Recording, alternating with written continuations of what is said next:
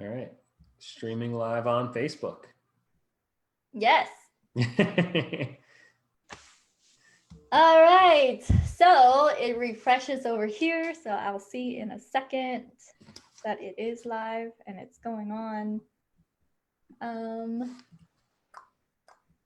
where the heck is it? It says it's streaming live. I believe it's live. Okay. Maybe. Hold on. Okay, I see it. Okay. All right. I'm going to get into there. Hey guys, thanks for joining us live. And hey Pat, hey Danny, hey Chef. I'm clicking broadcast right now. And send. Okay. So next, send now. All right, cool. Hey guys. So what I'm doing for this group is giving you a ton of value, and Todd here today, he's the founder of the GrowthSuite, and he has a playbook for how to have 60,000 subscribers on 60,000 views on YouTube and getting 2,500 leads to your email campaign, your first one. And so what we're trying to do with this interview is to let you know like the inside of how to actually growth hack your way up to more subscribers, more leads. And if you have any questions about any of that, let me know. But before we dive into that, I want you guys to get to know Todd a bit more. Let me see, I have questions I'm going to pull up, Todd. But otherwise, my main question would be, Todd, welcome to my group and my community. Thank you so much for taking your time to be with us today. It's really I'm excited to be here. Yeah, and Todd has been featured on Forbes and Entrepreneur, so he's kind of a big deal.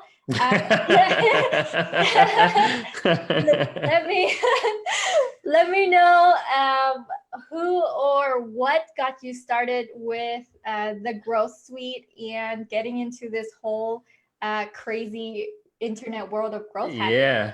Yeah. So I started my digital agency in 2011. I quit my corporate job where I was doing interactive communications to start a digital marketing agency called Tresnick Media. And after a bunch of years doing client services, you know, there's just a market of entrepreneurs who need to learn how to do this themselves. And I personally believe that, you know, taking your passion and expertise and is how you really build up your brand and your company and scale your impact, right? So that's where the GrowthSuite came into play, so that I could help entrepreneurs really learn how to leverage their passion and expertise to get found by more people, build up their lists, and sell to their lists and have a greater impact and make more money.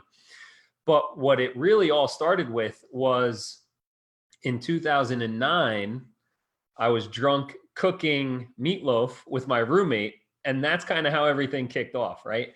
Nice. So if we take ourselves back to 2009, nobody had cameras on their phones yet. YouTube was in its infancy. There was no Pinterest, no Instagram, anything like that. And for Christmas, my parents got me a flip camera, which was the first like pocket size camera. And I was super excited about it because I'm like, you know, a tech geek and love gadgets and stuff. And my roommate and I were like, oh, this is awesome, blah, blah, blah. But then after 5 minutes, we're like, okay, what are we going to do with this camera? Right? Like YouTuber was not a thing, right? There were no vlogs like that. And being a geek and a website person, I was like, well, you know, we really were interested in learning how to cook at the time because we were in our early 20s and just eating fast food and all that kind of stuff all the time, spending too much money, gaining weight, and we want to learn how to cook. So I was like, all right, why don't we whip up a quick website and make some cooking videos? So what we did was basically said, what do we want to learn how to cook? Let's Google a bunch of recipes and kind of mash them all together and make our own. And we'd pick up the finest $11 bottle of whiskey that Bottle King had to offer and turn on that flip camera and made cooking videos. And so I cut it up into 5 minutes, put it on YouTube, put it onto a WordPress blog. And after a couple of weeks, I get an email notification from YouTube that's like, so-and-so commented on your video. And I said, I'm like, yo, Greg, who is this person? that said like this was funny and we like whatever. And he's like, I don't know, I don't know who that is. I'm like, you must know, they commented on our video, right? And he's like, I don't. So I look at the analytics and we had 6,000 views in like a couple weeks with no promotion or anything. And I was like, holy crap, like we're onto something here. And so because I had been like kind of raised as a website coder, very strict with W3C standards and all that kind of stuff. Our website was super SEO optimized. And we had created multimedia content, which at the time, remember, nobody's vlogging or anything. So we created these blog posts that had 5-minute embedded videos on them. And I was writing optimized content with the recipes in it. And we shot up and basically without trying, ended up at the top of Google for easy recipes. And easy recipes for beginners and easy chicken recipes, easy meatloaf recipes, and whatever we made, we ended up at the top. Yeah. Now, unfortunately at the time, like nobody knew about list building. That wasn't as popular of a term. And so it basically the project kind of died after a couple of months and didn't turn into anything huge. But that kind of got my wheels turning on, okay, this whole content marketing thing, right? Which was just kind of emerging. It showed me how creating the right kind of content and creating great resources attract people and help people find you online. And then I kind of like codified that whole thing and turned it into a package, which when I started my agency, we started implementing for clients. And so it came down to, okay, who's the audience? What problems are we solving for them? Let's do some keyword research to make content that's optimized for things people are actually searching for, and put together quick videos and embed them on blog posts, optimize the content on the blog post. And that's how we started getting rankings on YouTube and on Google and driving traffic to the site. Then it became like, okay, we're getting website traffic, but what happens next? And nobody signs up for just like, hey, sign up for our newsletter, right? And so that's when we started creating the content upgrades. And it was, we had clients in all different industries, from lighting manufacturers and designers to, accounting firms and whatever. And so, for instance, for our lighting clients, we looked and said, all right, there's a lot of search volume for lighting, bathroom lighting design. So we created a bunch of content for lighting design. We created videos around lighting design and shot up to the top of Google. We created a bathroom lighting design ebook.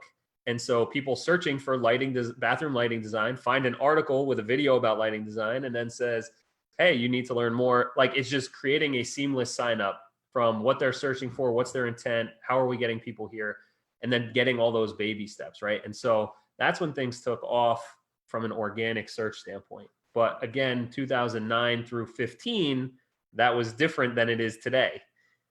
And so that's a long time. Yeah, it's a very You've long been on time. the internet for a long time. Yeah. But those same fundamental principles work because we're still using them today. It's just a matter of how do you drive traffic to get your list to grow. And so as search has become a little more difficult depending on the industry, we've had to then shift to, okay, now Facebook is out and that's huge. Instagram, obviously, right? And the whole paid advertising online has really matured a lot more.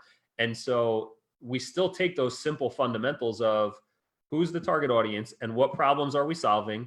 Let's create content and then a seamless next step to enter their email address. But now we use paid Facebook for driving traffic to that content, right? So I could tell you a company that I just co-founded is called Zeotag, and it's a video app, video software. So if you guys are watching videos online or publishing videos online, you can get your free account at zeotag.com/demo. And it's super cool. But we literally just launched, and I launched our first paid campaign a week ago. And we're doing the same exact process where our target audience are people publishing videos online. So we built a Facebook audience with that. I created a free lead magnet on, here's your free checklist to get more views and engagement on your YouTube videos, and set up a landing page. When you sign up for that, you also get a free Zeotag account. Now we're running $20 a day traffic, and we're getting 75% conversion rates on our landing page because we're aligning the pain with the offer and the right audience. So the same fundamental principles that worked 10 years ago still work today. It's just the channels and stuff are a little different. And then how do you really scale, right? So the process that we look at today is, okay, we have an idea. We know who we want to target. Let's get out there organically, right? Like, let's get into some Facebook groups and talk to who the audience is.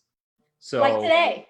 exactly, right. And so, if we're targeting, my wife is a teacher and she has her own online business and she sells stuff to other teachers, right? She makes these resources for classrooms.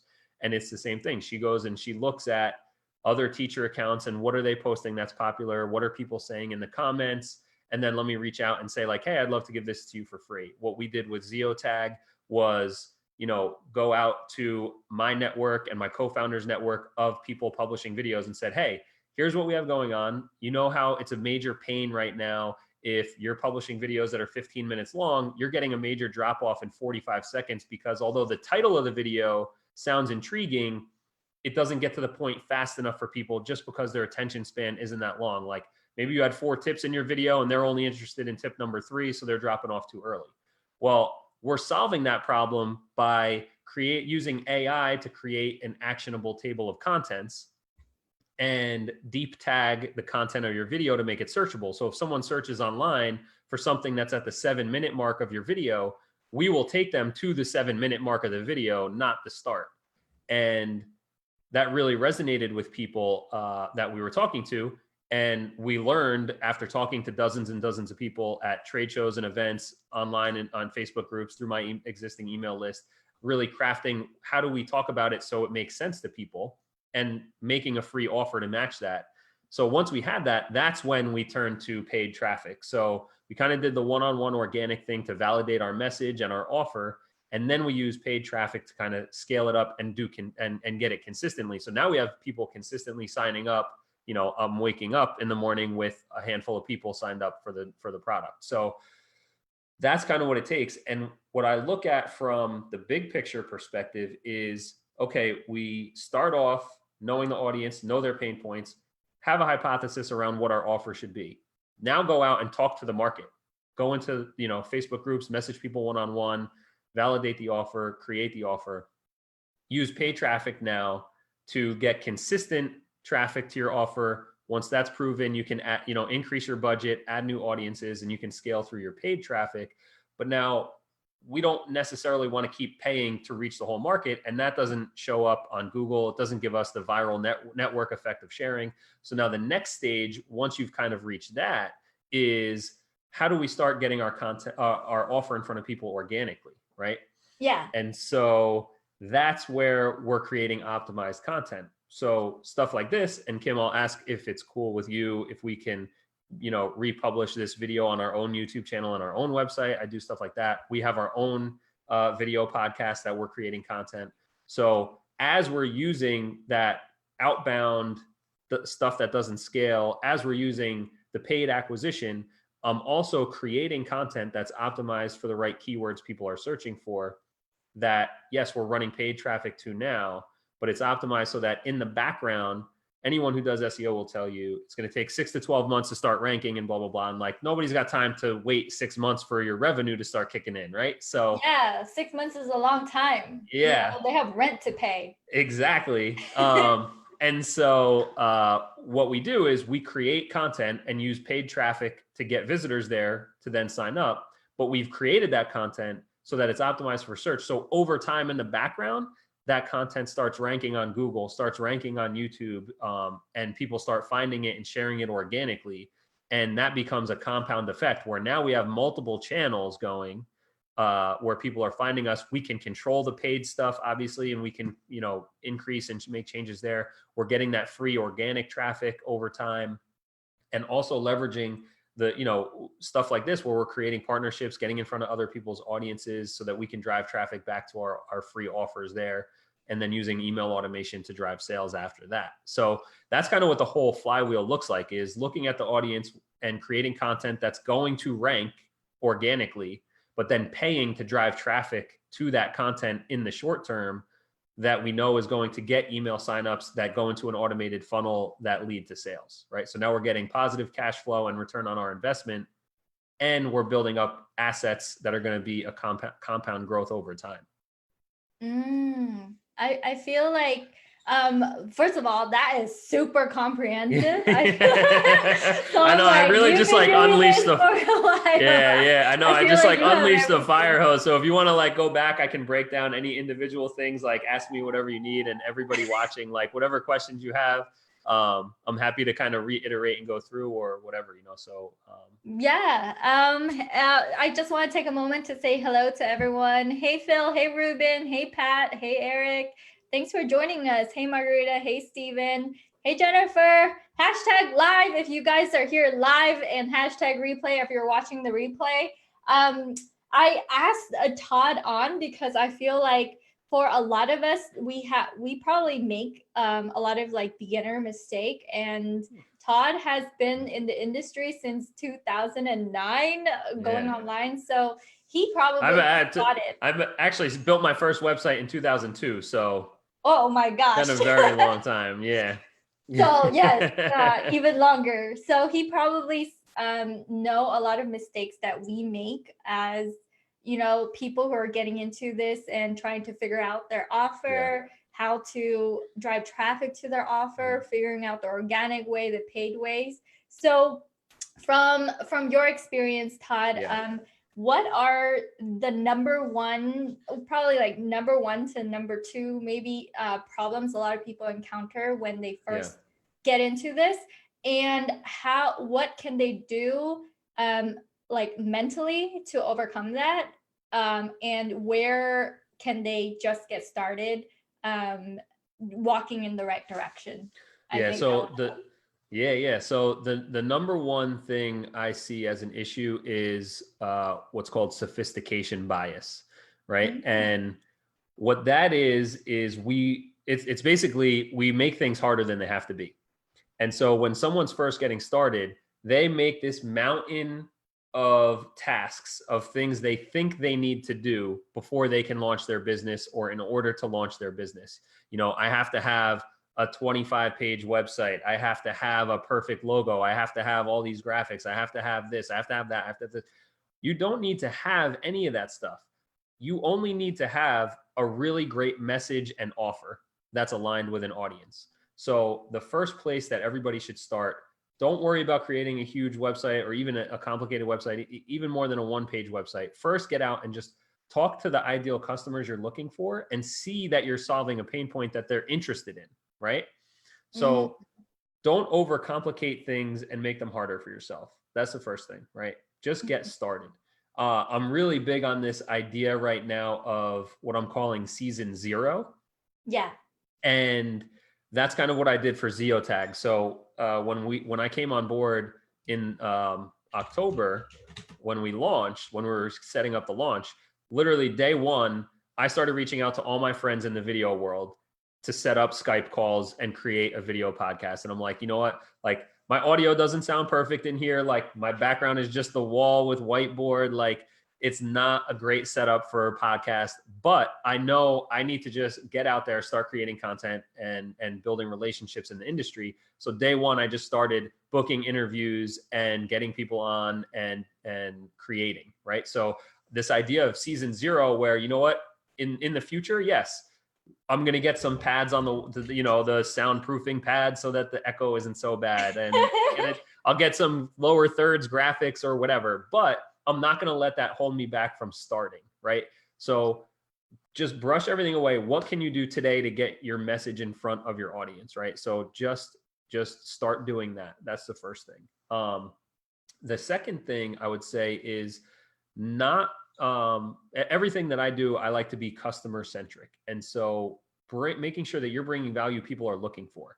Too many people want to just talk about their product or talk about their company, and they're not thinking about, like, what is my customer thinking about and how do I meet them there first so that they are interested in paying attention to me, right? So be an active listener for your customer and join their conversations. Don't try and barge in and push your product first, right? So that's the second thing I would say, is make sure that you're actually creating content and having conversations with people based on their interests and needs, not on your excitement about talking about your product or service.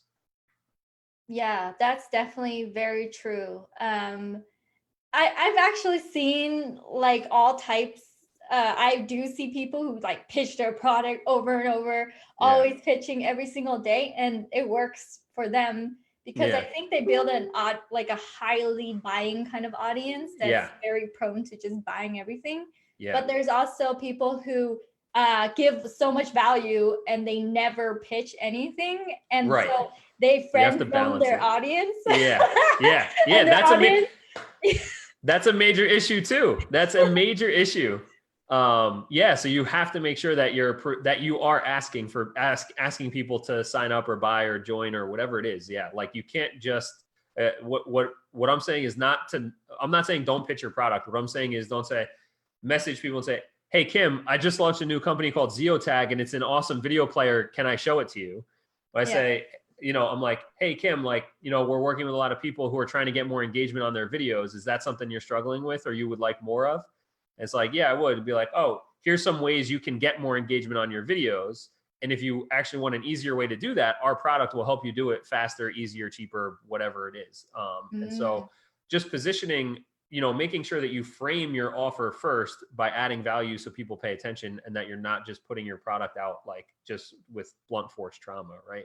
And I think you bring up another good point, like where there's people who are just pitching all the time. And if you're in our kind of internet world, you probably see like Billie Jean, because once you get hooked, like there's certain guys that once you get hooked, like and you're pixeled for them, like you're retargeted everywhere and you just see them all the time. And he came out with a thing a couple weeks or months ago, I forget. And it was like he did a $1 million day or $1 million week or something, right? And so afterwards, of course, he then sold the templates for how he did his $1 million day or week or whatever. And it was like $9, $19, some like low thing. So I bought it because I like to see how everyone's talking about these kind of things. And it was like a whole course and all these email scripts and SMS templates and blah, blah, blah. But really the reality was the reason he was able to do that is because he built an audience for 3 years of people who would be good buyers for him. And then he gave them an offer they couldn't refuse. So that's there's no trick. And he also spends like, $300,000 a month in advertising costs to get his brand out there. So, and he's, he has, I'm sure has a positive ROI on most of his campaigns. But the idea is he's put so much value out into the marketplace over time first. That when he then goes out and says, hey, I have a $19 thing for you, there's 100,000 people ready to buy because he's put that equity out. He's put the value out to the market, right? He's put out free education and he does tons of videos and podcasts and stuff like that anybody can watch and access. And so, when you add value through content, you build up this engaged audience that's interested in you and they're ready and willing to buy when you have something that matches up with their problems are. I agree with that. On that note, what I've been seeing is that certain seasons have certain trends that are working. Given your insight, what has worked in increasing, and this is a selfish question for myself, increasing subscribers to the product that you are offering, on like either a yearly subscription or monthly subscription basis, and what trend do you see is working like right now? So I think like I said, it's back to the principles is offer free content that can get them signed up that solves their problem, or depending on the business model, and we can break down yours specifically if we want to talk about it, but like let's help them make a buying decision. So we actually just wrapped up a 2-month campaign with a computer company, and they were selling, and they sell gaming computers. And same thing we did was we sat and we said, okay, we're selling entry-level gaming computers to people who are buying their first gaming PC. So what kind of stuff are they thinking about? Well, they want to know, obviously, like how much is it going to cost? So how do you budget for the right PC? What kind of stuff, what's the difference between a $300 PC and a $5,000 PC? Like why is there a difference, and why is there value in the more expensive ones? And does it make sense? Maybe the most expensive one I don't need all that stuff, right? So helping them make those buying decisions around a budget, and helping them understand the value, and what are some misconceptions or preconceived notions that they have around PCs for gaming, right? So here's some things that are people think about, but they're actually wrong. So let's bust those myths, so to speak. And then we think about like, okay, what are some mistakes do people make when they buy their first PC? Because, we want to make sure that you buy the one that's right for you. So maybe if you're thinking that you want to spend the cheapest, but it turns out an extra $150 is going to get you a PC that lasts an extra year, that makes a big difference, right? So helping them avoid mistakes. So as we make that list of the different topics and different questions people have for your product, then what we put together was a PC buying guide. And it actually was a 60-minute video of the founder and marketing team answering those basic questions in a conversation. And then we cut that up into 60-second, 3-minute videos that we put on Facebook and Instagram, and we ran paid traffic to them. So we're answering those quick questions and sending them to the free PC buying guide, which people are clicking over, signing up. And then on the back end of that, we say, now that you know how to buy the right PC for you, click here to get yours. And what we saw, an almost a 10.8x return on investment for that campaign. And not only did we see that, so we spent, I forget the numbers, but it was like $1,100 and made over $20,000 in sales. Ooh. Yeah. Good return. And that's all the short term, right? Now we also made all those different pieces of optimized content that are now published on the site and going to be ranking on Google over time and getting even more people for free.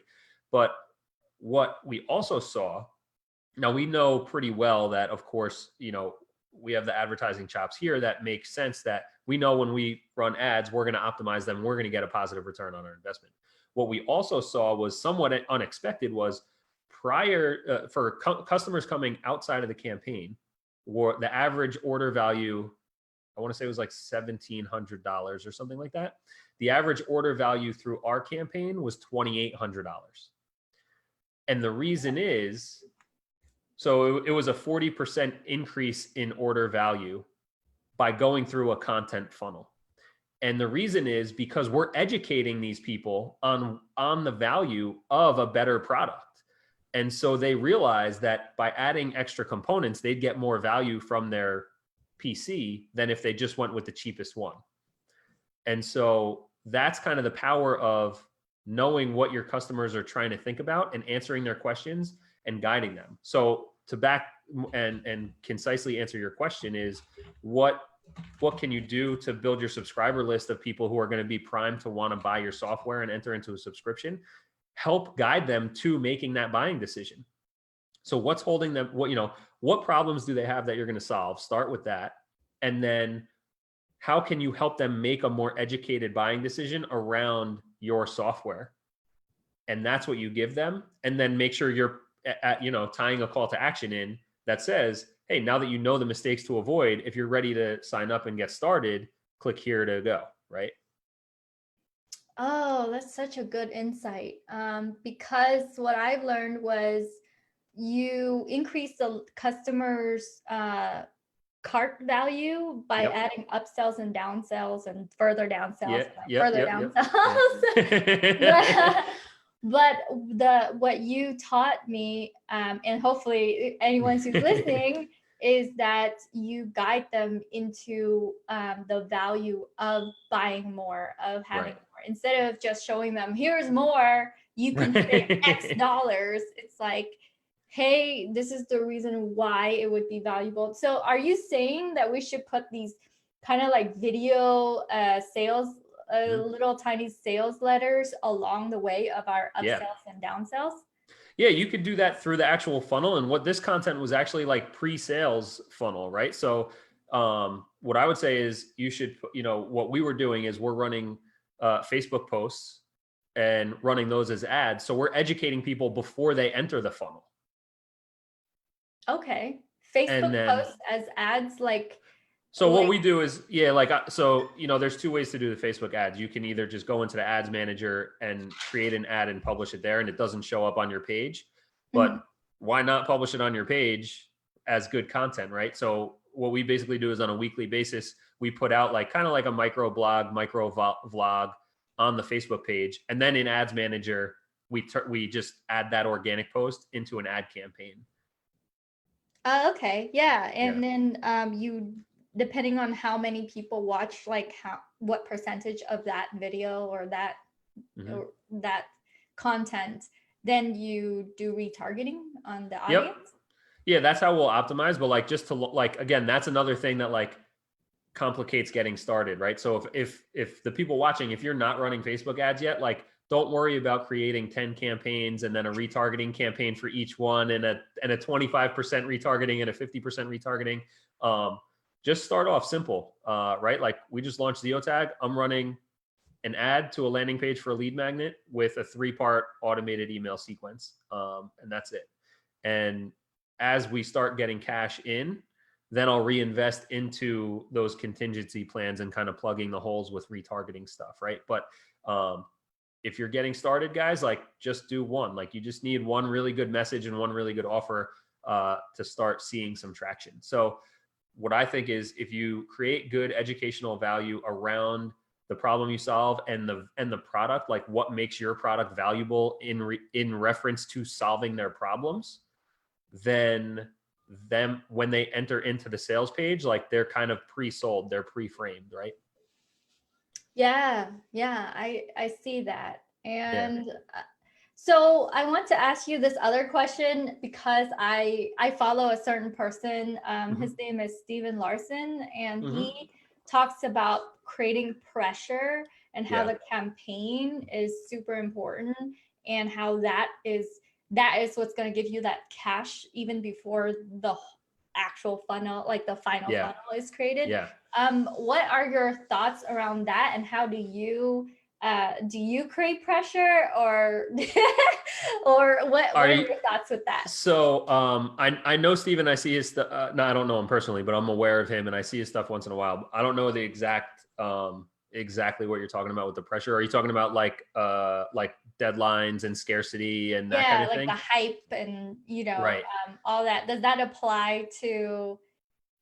I guess I'm saying that that's something that I've been hearing is relevant. And what are your thoughts on that? Yeah, I think there's two approaches, and I kind of look at marketing as, I like to take an evergreen approach. I like to do things that will have long-term sustainable success. And then on top of them, you could throw some fire on the flame, throw some fuel on the flame or whatever. And that kind of scarcity or whatever can drive up the value. And so you definitely need to give people a reason to buy now or take action now, right? If you don't, then you're going to have a lot lower percentage of conversions, because I'll keep this tab open and I'll come back to it later. And then I got to feed my baby, and then I got to put my toddler to sleep, and I got to restart my computer. The tab's gone. And it's all and there's too many distractions here for us to not take action right away. Yeah. So I do think there's definitely an importance around that. And, there's a lot of different ways to create scarcity around a product, depending what it is. You can do, I definitely want to say upfront, don't create false scarcity, because it's a bad look for your brand. And even if it works for you today or tomorrow, it's not going to help you build a large brand that has value in the marketplace, because people are going to know that you're just lying about stuff, right? And if you're lying about the deadline, what are you lying about with your product? So make sure that you're not that there's not this false scarcity. But what you can do is, if it's not, some of my businesses, we run events. And so if you're not at the event Thursday, you missed it. That's pretty straightforward, right? But if you're selling a product or a software subscription, it's not going away, right? They could buy it again next week or the week after. And so in those scenarios, what you want to do is you want to create the fear of missing out, and you want to create, you want them to feel the opportunity cost, right? Mm-hmm. So if you don't, what's going to happen over the next 6 months if you don't get started with this, right?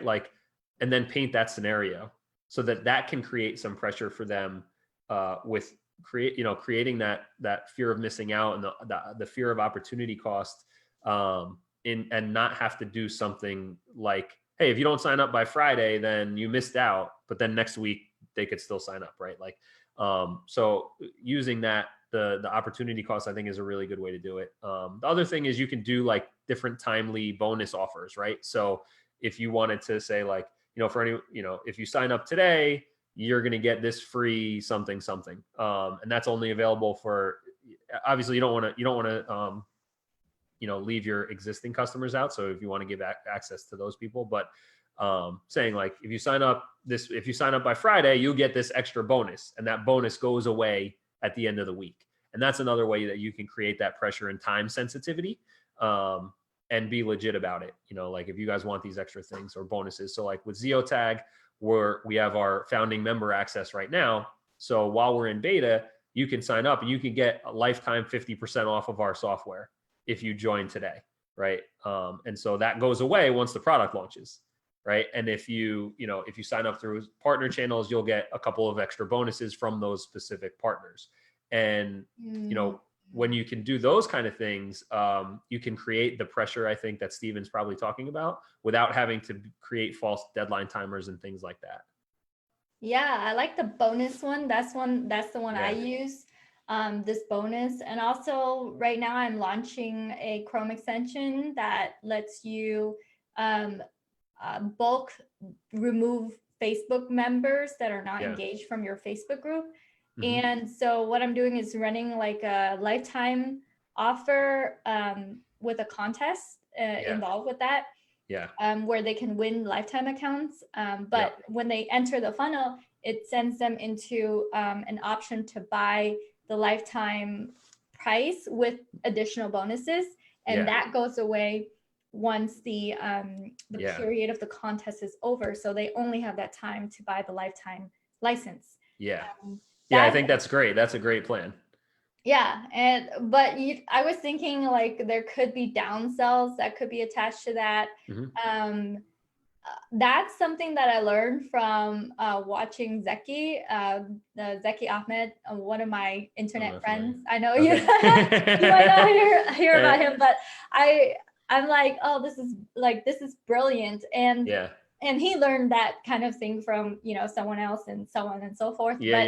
I feel like tangible tactical tips like that makes someone who feel like they might be on the fence to get over, because they can see it, and so like for me, if I can see it, I'm gonna try to make it work for myself.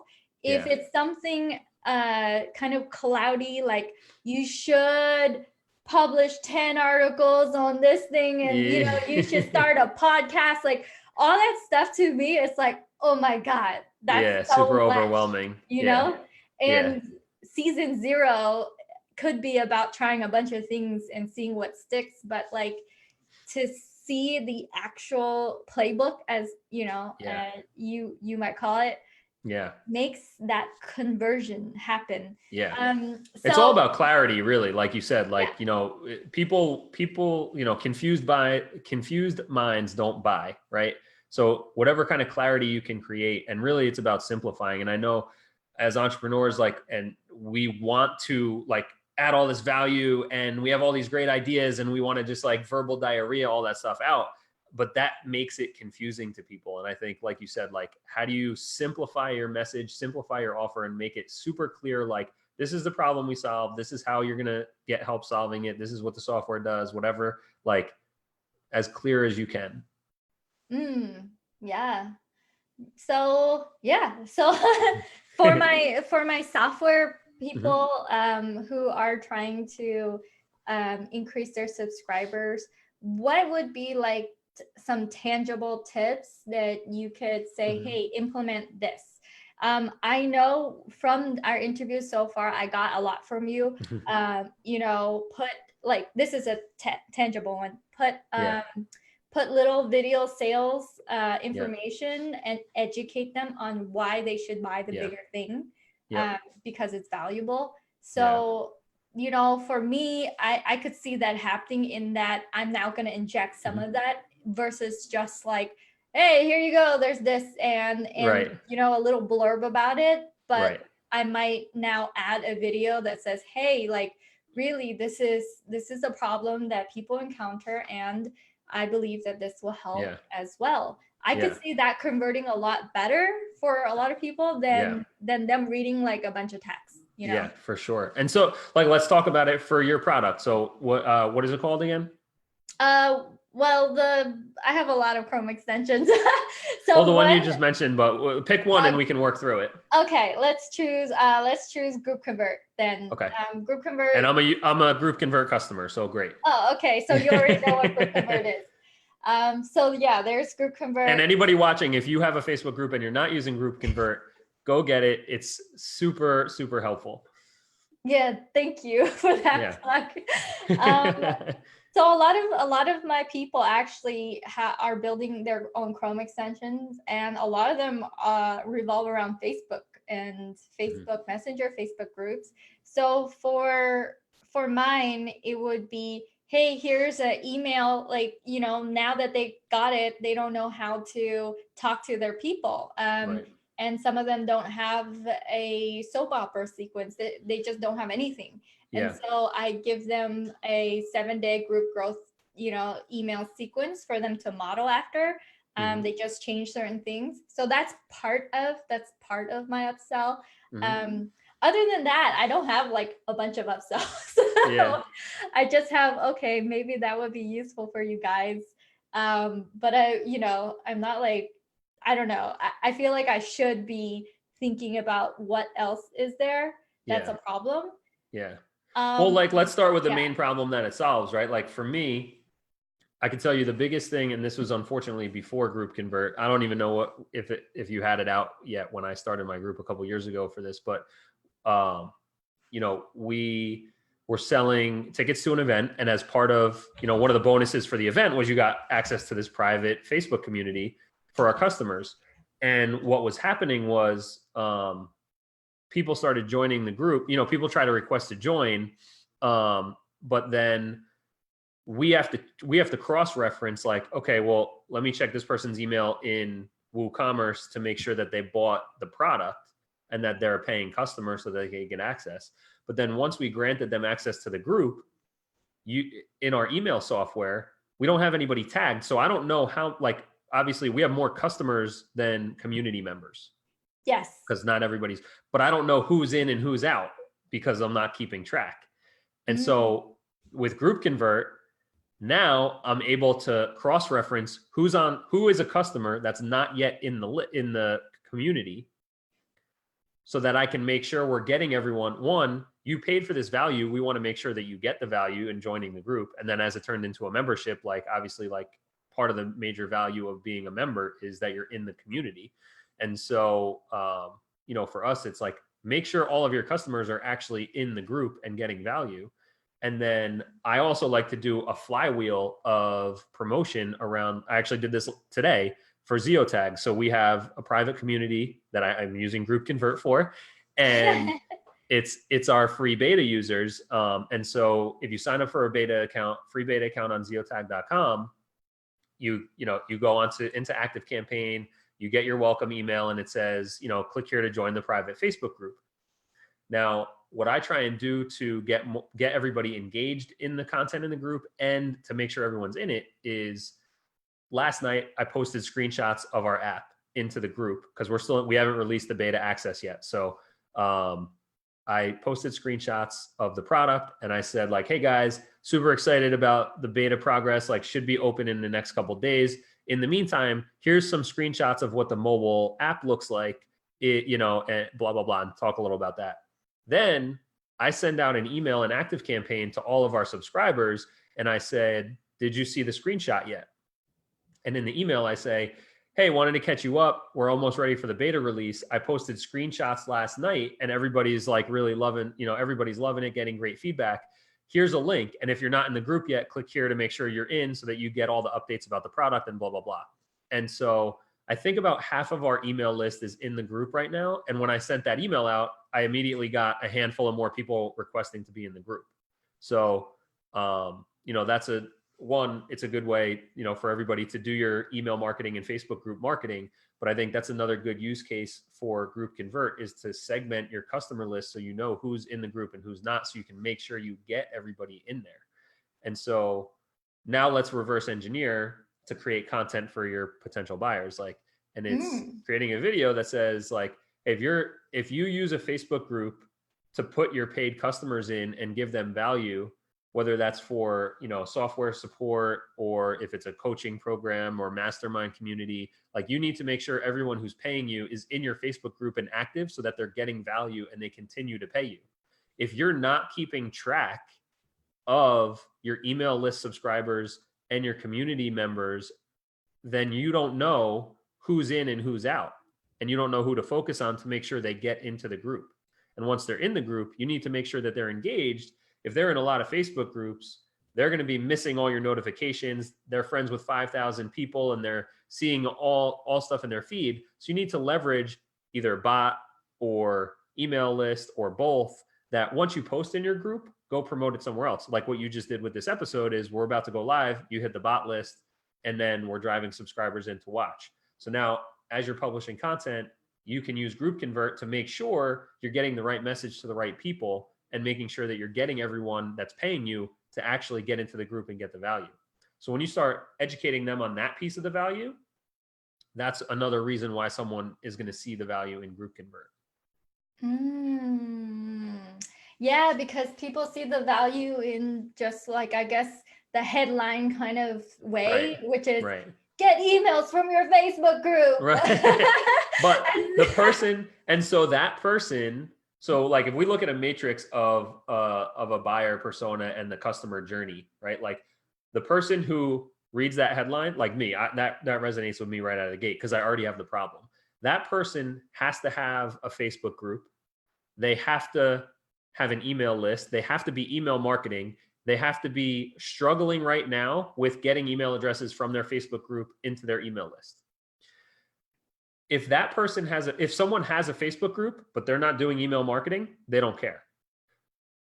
So like that headline, you're getting the low-hanging fruit of the market with that headline. So now let's go up the market a little bit and let's educate Facebook group owners on why you need an email list of your group members. So if you create content that says, hey, if you're a Facebook owner, are you collecting email addresses when people join your list, join your community? You know, some of the reasons you're going to want to do that is people miss Facebook notifications about your group, or it's getting lost in the feed. So they're not actually seeing the content you're posting. Another reason is, if you have a paid community, then you need to make sure that all your paying customers are in there and getting the value that you promised them.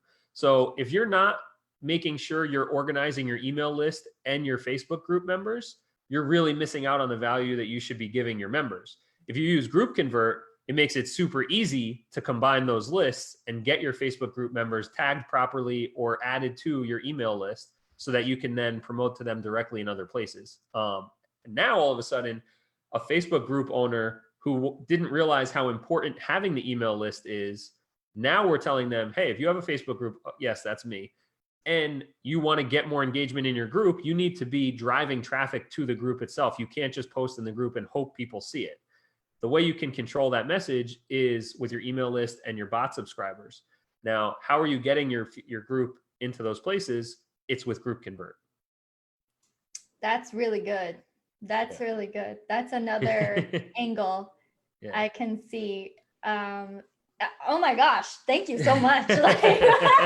You just made a video sales letter for me. Right, yeah. I mean, please use it. And you can use that, and that's why everything I do, like in the GrowthSuite program, in the accelerator program, the first thing we do is build out a document called the best buyer list.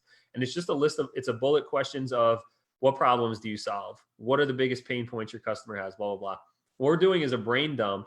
And now for every problem we solve, we can create a little 3-minute educational video with a pitch at the end, just like we just did, right? So making a list of those problems, call out the audience, highlight the problem, tell them why it's a problem, tell them how to solve it very quickly, and then say, if you really want to solve it, our software helps you with that, right? So I picked that problem because it was one that really helped me with the product, but you could do that for any of the problems that you're solving with the software. Well, what you've done is also open up my mind to the people with the problem that already have their own businesses versus customers who are like brand new and kind of like, oh, I don't even have a Facebook group yet, but I'm just going to try this in order to grow my group. So their purpose is coming from a different place versus someone who's already doing marketing and they have an email list and they're like, well, I want to have more than just an email list of engagement. I want to create a group and then funnel my people into that and make sure that the number of people in my group is growing and matching my big email list already. Right. Because there is a lot more engagement in groups since you get notified and everyone's on Facebook anyways, they get that notification. So like, that's really great. It's like a different type of customer, a different type of journey. And they are more motivated to keep it, you know, versus someone who's trying to build their group for the first time and they're like, this is not working for me. I suck at this. And then they cancel. Right, exactly. Yeah. So, you know, by using the education-based content to acquire your customers, like they're going to be sticking around longer because they've bought into the value that your product has. And then when you upsell them other things, they're more likely to buy your upsells because they're bought into the value that you're providing as opposed to like looking for the cheapest option. Oh yeah. A lot of times I feel like when we go into trying things, and I'm surrounded by newbies, and I'm I haven't been in this industry for so long either, so I consider myself kind of like a newbie too. You're crushing it though. You're crushing it. I see you out here. Thanks, Todd. But yeah, a lot of my approaches are, oh, that person is doing well. I'm gonna go and follow them for a little bit and see what they do and see if I can kind of model after that. Whereas the way that you approach it is kind of like this from the seasoned place and it's like, oh, you know, this is something that you can do and it doesn't feel impossible to do it, you know. It doesn't feel like, oh my god, I have to write 15 blog posts, I have to make 20 videos. And let me give you some practical tips on that too. So my uncle is he's in his 60s. He runs a chain of, he has his own chain of gyms in the Northeast. And oh wow, he was he was a world champion kickboxer in the 80s. Like he's like legit, right? But he's like a 65-year-old guy. He doesn't use a computer, right? Anything like that. And so when you know, he came and was like, can you help me set up a website, blah, blah, blah. And I'm like, all right, you know, you need to be publishing content. And of course, like I was also like immature at the time, thinking like, I'm going to tell this 65-year-old guy like to start writing blog posts. Right. So, but this is what happens with a lot of clients where like, it's really hard to get them to create content. And so, you know, he was doing I think it was like a nutrition plan or something along those lines at the time. And so I said, I did some keyword research. It was something around like, you know, taking sugar out of your diet or something along those lines. And I was like, hey, can you write a blog post on something? And he's like, yeah, like as we're talking about it, he's like, okay, I think I could do that stuff. Now, like in hindsight, like this guy's hunting and pecking on the keyboard. Like even if he could write, it would have taken him 3 days to put together like one Facebook post. Right. So what I ended up doing. Hey, 65-year-old man. And you start writing a blog post. He's like, what is blog? Right. So, but then what I did was I'm like, okay, after like a couple of weeks of like getting nowhere, I'm like, what am I doing? I'm like, I got a better idea. I sent him an email and I was like, hey, Uncle Matty, like I just heard somebody talking about like sugar in fruit, be like that you need to cut out fruit because it's got like the sugar in fruit was something, I forget what it was, whatever. I was like, is that true? And like, why is that the case? Well, guess what? That day he emailed me back with 450 words about like the value of sugar from fruit, like whatever, you know, whatever the topic was. And I was like, great, copy, paste, blog post, right? Like, so when Oh. we have these mental hurdles, right? These mental blocks around creating content. For this case, it was creating content. Like everybody has them around different things. But if you're sitting here watching us and you're like, how am I going to create it? I'm not going to record a video. Like I can't do videos, or I can't write blog posts. I can't create content. Like if you sat down at a coffee shop and somebody came over and was like, hey, how do I, like, I'm having this problem. Like, what should I do? You wouldn't say like, let me come back to you in 2 weeks after I sit down and carefully craft like all this, right? You would take a sip of your coffee and you say, oh, well, that's easy. You blah, blah, blah, blah, blah. And so when you start thinking like flip on the camera, like what we're doing right now, we're just having a conversation. People are used to seeing video messages from other people these days. Like just think of yourself as like, you're just sending a video message to somebody, right? Like, and think of one person that you're doing it for. If you want to write blog posts or if you want to write content, like think like respond to an email. So part of what helped my agency take off in 2012, and I have like all these milestones throughout my career as like the internet kind of changed and algorithms changed and new channels came out and like how things worked in different places. But in 2012 or 2011, 2012, Hurricane Sandy came through New Jersey and like shut everything down, right? Like I had clients that were like literally closed for 6 months after that. And so I lost a lot of work. Like none of like all my clients are like shut down for weeks and months. Like nobody needs me to do any marketing for them because they can't even turn their lights on. Yeah. And so I was like, okay, crap, what do I do? And I was like, I had been getting all my clients at that point through business development and outreach and networking and stuff. And I was like, all right, I got to start drinking my own Kool-Aid here. And I need to just publish the shit out of some content. And I basically set an experiment for myself and I wrote 50 blog posts in 5 weeks. Whoa. So I 10 blog posts a week. Yeah, 2 a day. So for 5 weeks, I published 2 blog posts every day and promoted them all organically, no paid traffic. And what happened was I had a website that was getting 200 visitors a month. And after 5 weeks, and then for the next year without publishing any content, I was getting over 10,000 visitors every month. Because what I did was I made a list of every question anybody ever asked me at a networking event or in Facebook, or I don't even think there were Facebook groups at the time. There were LinkedIn groups and Quora. And I just made a list of all these questions about website design and digital marketing and social media marketing.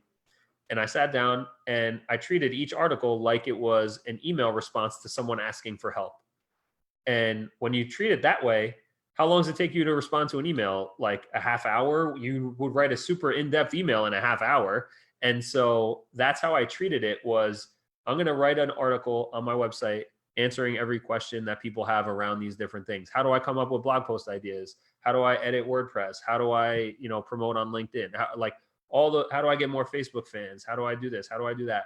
And I just answered those questions in blog posts. And that, I call that like on steroids. Like that's like a super sprint. Like I don't do that anymore, but I did it kind of as an experiment. And as I was doing it, I started getting notoriety from like executives at HubSpot interviewed me and linked over to the website, and a lot of podcasters picked it up, and I got a lot of guest spots because every week I also, in addition to answering all the questions, I was doing case study reviews. So I was like, this week, this is like, here's the traffic screenshots. And I was showing everybody like in real time, this is like what I'm doing and this is how it's working. So the like behind the scenes of it helped me with my industry peers and kind of raise my status in that regard. But it goes back to like the mental hurdle of creating content. Like just think of it as sending a video message to a friend who asked you a question, or responding to an email of somebody who asked you for quick help on something specific. And that's how I get clients and myself over that hurdle of like really trying to create, creating content as an issue. So that's another practical tip for everybody. That's awesome. So you're saying we should do 50 articles. I'm not saying that. I'm not saying that anymore. No. I'm saying you can easily create one piece of content if all you do is think, I need to just answer someone's question and provide them with some helpful information.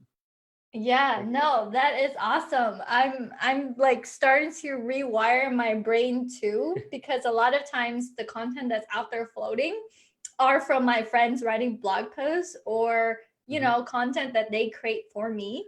Thank you. Thank you. Thank you, everyone. You guys are so lovely.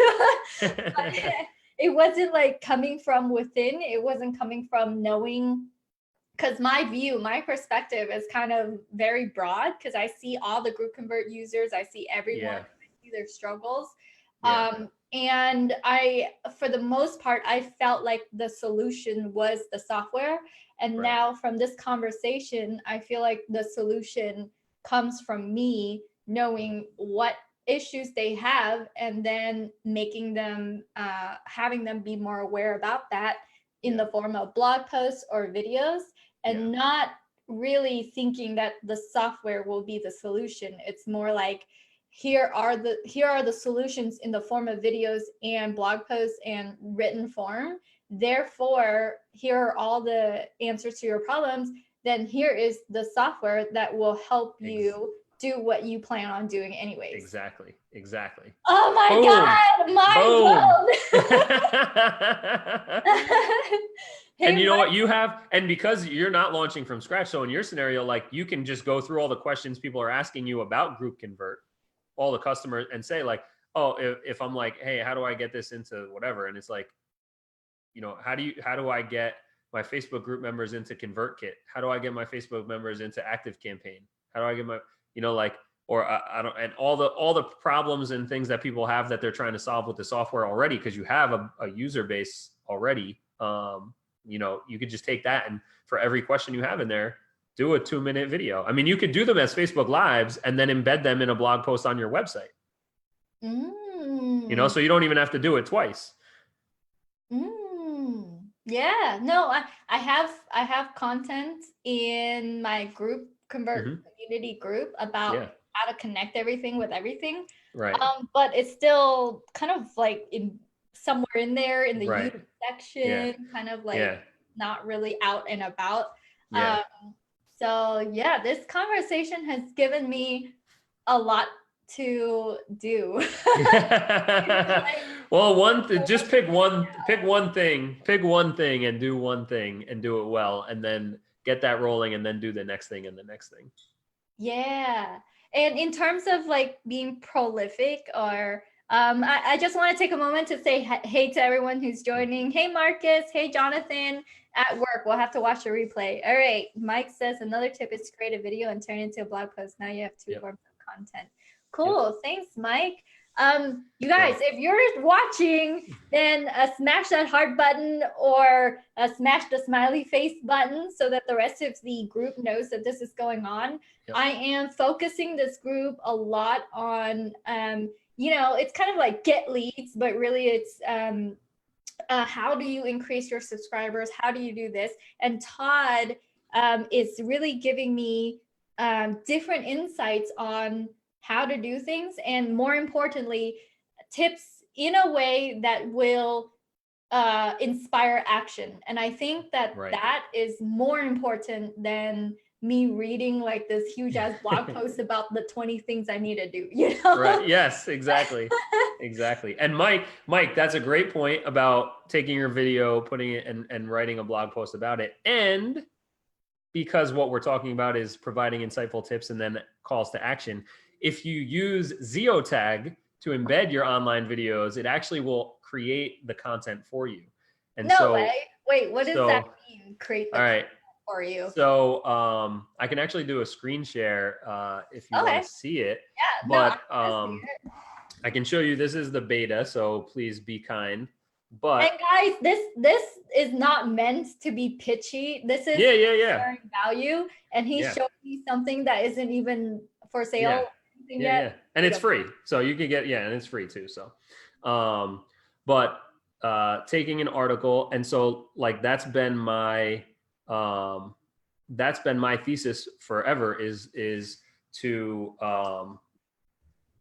create content, embed those videos, like go back to 2009, and that's where your thesis. So are you graduating in? No, just like my business thesis, right? But so it's that, you know, create valuable content. If we go back to 2009, when I got that flip camera, that's what I was doing. I created videos, I put them on YouTube, and then I embedded the YouTube video in my blog post. And then under the video, I put, hey, if it was a recipe for how to make chicken parm, and then underneath it was like, hey, if you want to make chicken parm, here's the easy recipe. Here's a list of ingredients. Here's the instructions. And that's that. So I highly recommend, like the process we just talked about, make a list of all the questions and problems you solve, answer them in a simple 3-5 minute video, and then embed that on your website. And underneath the video, you say, here's a summary of the video, and it's all the talking points. Or you could go vice versa if you want to write it first, and then you kind of read through the bullet points in your video. But I think definitely having video embedded on a blog post is super valuable.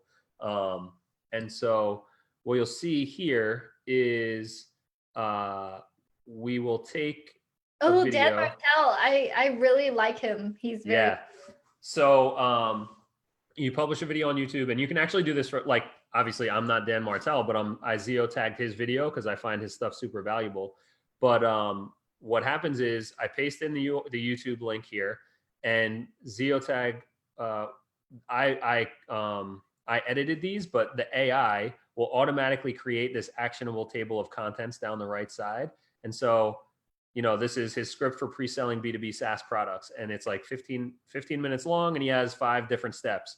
And in those 5 steps, the Zio tag, the contents here, has created those different sections. So it actually recognizes all the talking points in your video and contextualizes it so that now the viewer can just click and jump right to how to pre-sell, right? And it jumps through all the different sections. So now I can reference back. Wait, how does it do this? Does it listen to his audio or what? Yeah, so it automatically transcribes it. And then we're getting into some nerdy stuff. And honestly, like, I am not the tech person on this, so I can't get too much into how it works. I don't know, but we're transcribing the video, and then we use natural language processing to turn the words of the transcription into proper sentence structure, and then machine learning to contextualize the actual conversation.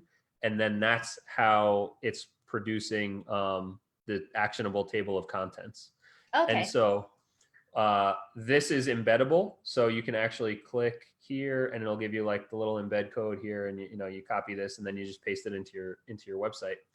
And what we're going to work on is also, and this will be like paid upsell type of stuff, but you can actually, you'll be able to download your Zio tags as subheadings, and then the transcription will fill in those different subheadings. So you'll actually have like a first draft of a blog post in automatically.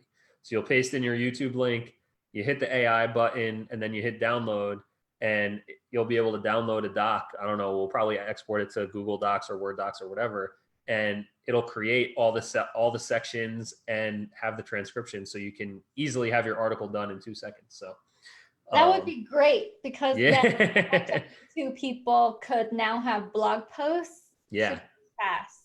Yeah. I don't know, and agencies who help create content like yours. Yeah. So that software makes you do your work more easily. Yeah, it's super cool. And what I like about it, even just as like a video viewer, is like, I watch Dan and I'm like, wow, this video is great for pre-selling software. Like, now I can save this video, and I have 15 minutes that I can like go back and like in my Evernote, I'll put the times that he taught, and it's like super kind of like complex to get back to that. But with ZioTag, it's super easy, where like you just tag it, and now in the player, I know like, oh, I want to go copy the script that he talks about. Like, here's what you need to say in your phone call. So then I just click and jump right to that section, and then copy the transcript and put that into our emails, and like, thank you, Dan. Hopefully that makes us $100 million, right? But yeah, so I highly recommend doing if you have the time and resources. Like, again, it's just muscles to build up, but pick a question you need to answer, do a 3-minute video, Facebook Live or YouTube, and then, like Mike said, put that on your site and write a little article with it too. That's going to be the best kind of content for you. Yeah, and I think what's really important about what you're saying, it's not something that it's new. It's something that in the back of our minds that we know it's possible, but then we need people to remind us over and over again, hey, do this, because actually I've heard this before, maybe like a couple months ago. And what I did, it was from my coach, and he was like, yeah, go live about the number one problem that your audience has, the number one problem. So I thought, okay, the number one problem for people who, because I have a program that teaches people how to have their own small, simple software SaaS business. Yep. And in that process, their number one problem is, I don't have an idea. I don't have an idea that's good enough. I don't have an idea that's like going to be money making. And so I just addressed that in a very simple video live that tells them, hey, if you don't have an idea, these are the ideas. And by the way, you don't need to have a crazy new idea either to monetize, because you only need to have like 100 people paying you whatever. And so people start watching that. And I actually got people buy into my programs and course just from that one video, because the people tuning in, they're like, yes, that's my problem. That's my problem. And then they watch me. And that was just one problem out of all the problems that exist. Yeah. And I stopped doing it. Like, what did I do to myself? Yeah. I did one video. It worked out really well. And then that was it. Whatever. But yeah, like it's very, very important to be consistently reminded.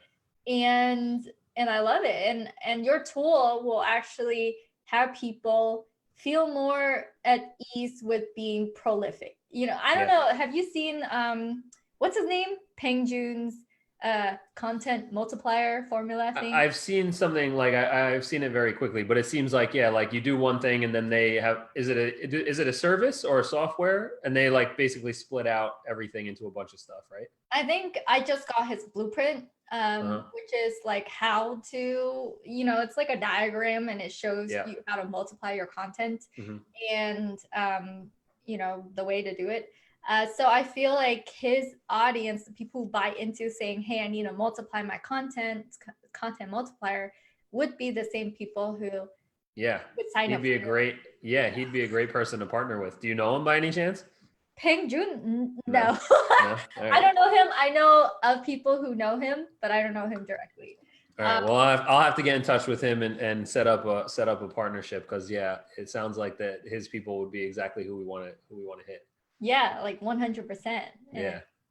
Yeah, it's funny. I remember him because I went to Funnel Hacking Live, and he was in one of the roundtables, and I was sitting like right behind him. Literally, his back was like 1 foot away from me, because everyone else was sitting on the front end, and I'm like, I'm just gonna try to listen to him by sitting right next to him. He was just right here, and then I went live, and in my live I wrote Peng Joon's backside. Literally like recording his back, and him talking. That's funny. But that was at Funnel Hacking Live. Oh, hey, John, you can also just software hack. Oh, okay. You can do a lot of things. I think what John is referring to, software hacking, is that, I don't know about you, but like when I wade into the software world, I realized that for every kind of idea that's out there that someone releases, there is huge little micro systems of similar software like that already existing all over the world. Whether it's an Indian guy in India who coded something similar and never marketed it, or like some influencer who did it as a side thing, and now he's like mainly focused on something else. Has his own little people using it. It's like, I don't know. I saw that in the whole world, there's all these micro systems, and the fact that we know about certain names like Dropbox or, bigger names, that's like the top 1% of the 1% of our peripheral that hits us. So they're very successful, but that type of success is astronomical success. And have so many varying levels of success that will make you like a millionaire just fine at like this level of awareness, Right. Totally. That's what I've discovered. But anyways, I feel like I've gotten way over 1 hour. Is this over 1 hour? Yes. I think it might be a little bit. Yeah. Yes. Okay. Yeah, but Yeah, I got really sucked into it. So I want to I respect. told you I could talk all day. So But yeah, I totally want to respect your time and kind yeah. of like wrap this up. So Yeah. guys, Todd, if you've been listening to this conversation, watching the replay, I just, from him, I get this genuine feeling of like, he knows what he's talking about. He's been in this for so long. Yeah. He knows the steps. Made me And feel old. no, you're not old. Okay. I feel like you are so experienced, but at the same time, it's not like you're disconnected from what's going on Oh yeah. now. Yeah. You're really connected and you're following the trend and you're on top of it. And that makes me feel like what you release or what you offer is going to be something where you're bringing all your experience with you so that you take care of the people who come in and use your products. Absolutely. Is how I feel. Well, thank you. I'm glad that comes across that way, because I am genuine and I'm happy to help and provide any kind of help I can for anybody. And like, plus, if any, I am in this group too. So if you tag me, anybody has questions, feel free to hit me up. And then those become questions I make videos and blog posts about, because if one person has that question, a lot of people have it.